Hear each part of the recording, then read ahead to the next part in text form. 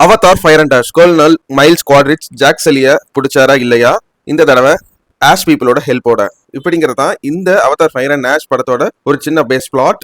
வீடியோக்குள்ள போறதுக்கு முன்னாடி எல்லாருக்கும் advance Christmas and new year wishes. And எப்போ போல ஹலோ ஹை ஃப்ரெண்ட்ஸ், நான் தான் உங்க ஜெயராம் கிருஷ்ணன் பேசுறேன். குட்டி மெசேஜ்: ஒருத்தர்கிட்ட நம்பிக்கையை ட்ரஸ்ட்டை கெயின் பண்றது எவ்வளோ கஷ்டமோ அதே மாதிரி ரொம்ப வருஷமா ஒருத்தர் மேல இருக்கிற நம்பிக்கையை உடைக்கிறதும் அவ்வளோ கஷ்டம். இப்பெல்லாம் என்னங்க ஈஸியா உடைச்சிடுறாங்க. அப்படின்னா அந்த ட்ரஸ்ட் இன்னும் நீங்க ஸ்ட்ராங்கா பில்ட் பண்ணலன்னு அர்த்தம். இன்னொருத்தர் மேல வச்சிருக்கிற நம்பிக்கையை உடைக்காதபடி வச்சுக்கிறதுக்கு நம்ம நடந்துக்கிற விதத்துல தான் இருக்கு. எதுனாலும் டிரான்ஸ்பரண்டா ஓப்பனா இருங்க. அது உங்களை நம்பி இருக்கிறவங்களுக்கு எவ்வளவு நல்லதோ இல்லையோ அது உங்களுக்கு ரொம்ப நல்லது. அண்ட் முக்கியமா இந்த படத்தோட ரிவ்யூக்கு போறதுக்கு முன்னாடி அவெஞ்சர்ஸ் டூம்ஸ்டேவோட ஒரு சின்ன டீசர் போட்டாங்க. அதுவும் இல்லாம ஒடிசியோட ஒரு சீனே ட்ரெய்லரா போட்டு காமிச்சாங்க. அண்ட் ஸ்டார் வார்ஸ் ஐமேக்ஸுக்குன்னே ப்ரிப்பேர் பண்ண அந்த ஐமேக்ஸ் கவுண்ட் டவுன் உள்ள ஒரு டீசருமே போட்டாங்க. மூணுமே நல்லா இருந்துச்சு. நான் மூணும் எதை பத்தி அப்படிங்கறது ரிவீல் பண்ண விரும்பல, நீங்க தியேட்டர்ல பார்த்து தெரிஞ்சுக்கோங்க.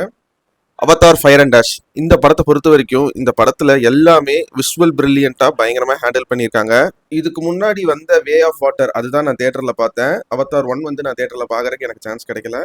But way of water first day first show அந்த தியேட்ரிக்கல் ரெஸ்பான்ஸை விட இந்த ஃபயர் அண்ட் ஆஷ் படத்துக்கு ரெஸ்பான்ஸ் ரொம்பவே நல்லா இருந்துச்சு. ஆடியன்ஸ்க்கு அவதார் 1 இருந்து எல்லா கனெக்ஷன்ஸையும் புரிஞ்சுட்டு இப்படிதான் அவதார் படம் இருக்கும் அப்படின்னு தெரிஞ்சுக்கிட்டு அந்த ஒரு கோர் ஆடியன்ஸ்க்கான எமோஷன்ஸை நான் பார்த்து சொல்ல எல்லா ஆடியன்ஸுமே கரெக்டா அப்ளாஸ் பண்ணி விசில் அடிச்சு நல்லா என்ஜாய் பண்ணி ரெஸ்பான்ஸ் கொடுத்து பார்த்தாங்க. மற்ற அவதார் படங்கள் கம்பேர் பண்ணும்போது இந்த படத்துல ஆக்ஷன் சீக்வன்ஸ் ரொம்ப அதிகம். அதை நல்லா எமோஷனலா எழுதி எக்ஸிக்யூட் பண்ணியிருக்காங்க.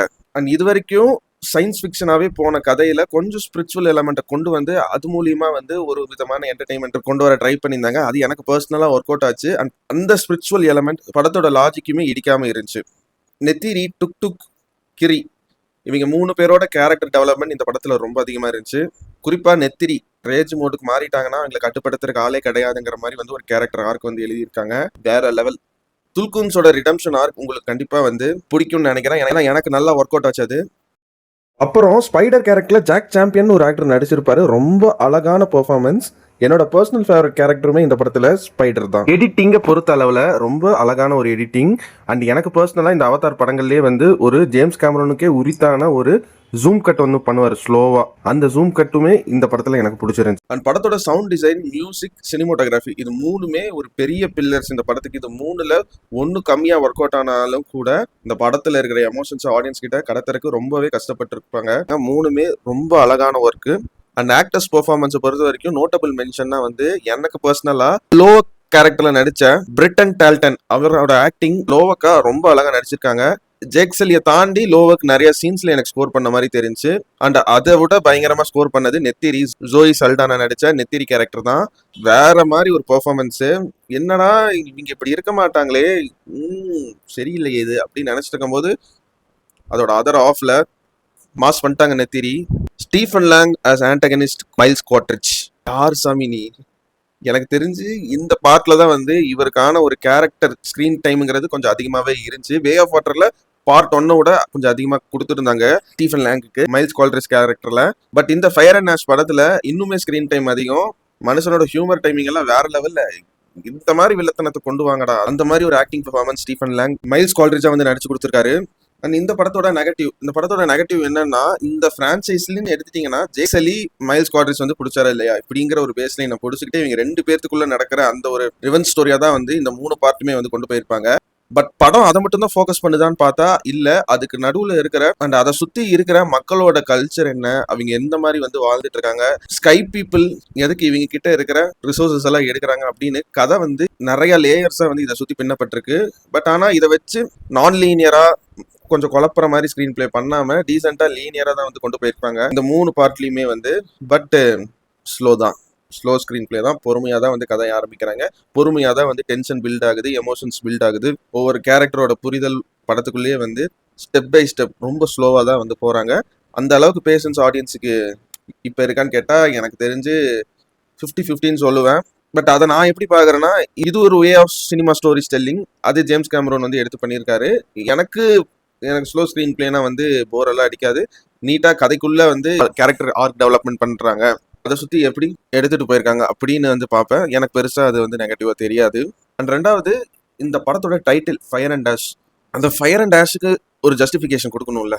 இப்போ வே ஆஃப் வாட்டர்னு அவதாரில் வந்து செகண்ட் பார்ட் ரிலீஸ் பண்ணாங்க. படம் த்ரூ அவுட் வந்து பார்த்தீங்கன்னா இந்த தண்ணி சம்மந்தப்பட்ட கதை தான் வந்து இருக்கும். பட் இதில் பார்த்தீங்கன்னா அப்படி இல்லை.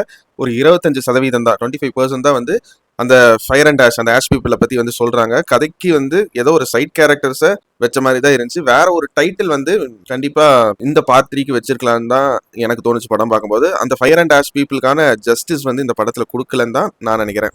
கேட் வின்ஸ்லெட் ப்ளே பண்ண ரோனல்ங்கிற கேரக்டர் நல்லா நடிச்சிருக்காங்க, ரொம்ப சூப்பராகவே நடிச்சிருக்காங்கன்னே சொல்லலாம். ஆனால் அந்த ரோலுக்கான ஒரு இம்பார்ட்டன்ஸ், ஸ்கோர் பண்ணக்கூடிய ஒரு சீனுங்கிறது பெருசாக இம்பாக்ட்ஃபுல்லாக எந்த சீனுமே இல்லை. இது அழகாக கேக் வாக் மாதிரி ஒரு கேரக்டர் தான் கேட் வின்ஸ்லெட்டுக்கு. அந்த ஆக்டருக்கான ஒரு மதிப்பை வேஸ்ட் பண்ணிட்டாங்களோ அப்படிங்கிற மாதிரி தான் படம் பார்க்கும்போது எனக்கு ஃபீல் ஆச்சு. இதே பாயிண்ட் தான் அவதார் வே ஆஃப் வாட்டர் ரிவ்யூக்குமே பழைய சேனலில் சொல்லியிருப்பேன். அந்த வீடியோ இல்லை இப்போ. பட் அதே மிஸ்டேக் தான் இந்த படத்துலையும் பண்ணியிருக்க மாதிரி எனக்கு தெரியுது. ஓவராலாக இதெல்லாம் நெகட்டிவாக பார்க்கும்போது ஒரு நெகட்டிவாக தெரிஞ்சு படம் பார்க்கும்போது உங்களுக்கு அது ஃபீல் ஆகாதுன்னு நான் நம்புறேன். அண்ட் இதை தாண்டி ஒரு சில பாசிட்டிவ்ஸ் என்னன்னா, இந்த படத்தை பொறுத்த அளவில் ஆக்ஷன் சீன்ஸ் மட்டும் இந்த படத்தில் நிறைய கிடையாது. ஃபேன்ஸ் என்ஜாய் பண்ணுறதுக்கான நிறைய ஃபெனாட்டிக் மூமெண்ட்ஸுமே வந்து படத்தில் நிறையா இருக்கு. அது போக ஒவ்வொரு கேரக்டர்ஸுக்குமே வந்து ஸ்கோர் பண்றதுக்கு நிறைய சீன்ஸ் மற்ற 2 படங்கள் கம்பேர் பண்ணும்போது இந்த படத்துல தான் நிறைய இருக்கு. இந்த படத்தோட மேஜர் பில்லர், ஒரு பெஸ்ட் பார்ட்டே வந்து இந்த படத்துல ஒர்க் பண்ண விஎஃப்எக்ஸ் ஆர்டிஸ்ட் தான். கிட்டத்தட்ட 5-6 விஎஃப்எக்ஸ் கம்பெனி, கம்மியா சொல்றேன், 10-15 கூட இருக்கலாம்.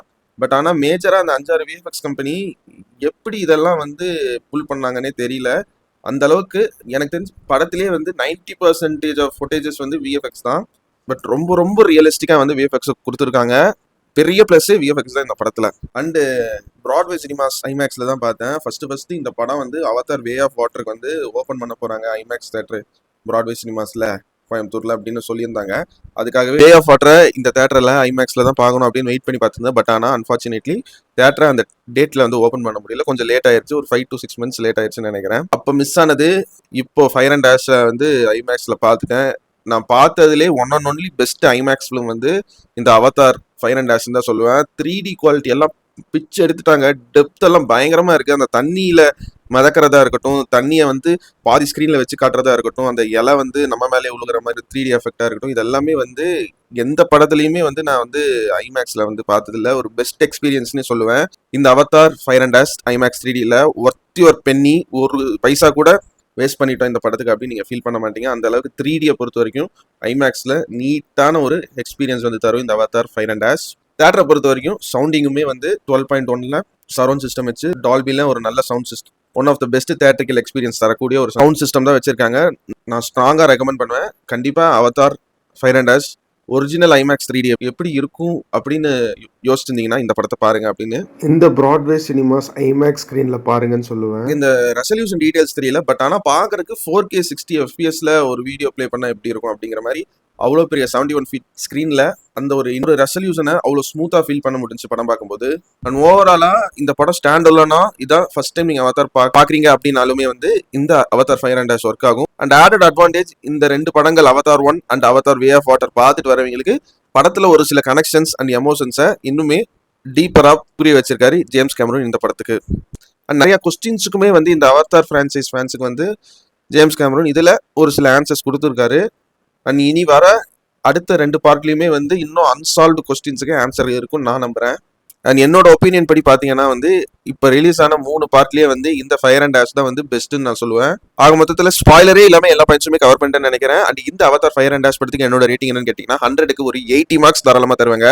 Avatar fire and dash visually stunning, deeper and emotionally intense chapter in this Avatar franchise. நான் உங்களை இதே மாதிரி இன்னொரு சூப்பரான வீடியோல சந்திக்கிற வரைக்கும் நீங்களும் நல்லா இருங்க, எல்லாரையும் நல்லா வச்சிருங்க. அவ்வளவுதாங்க விஷயம். நன்றி, வணக்கம், பை பை, நான் வரேங்க.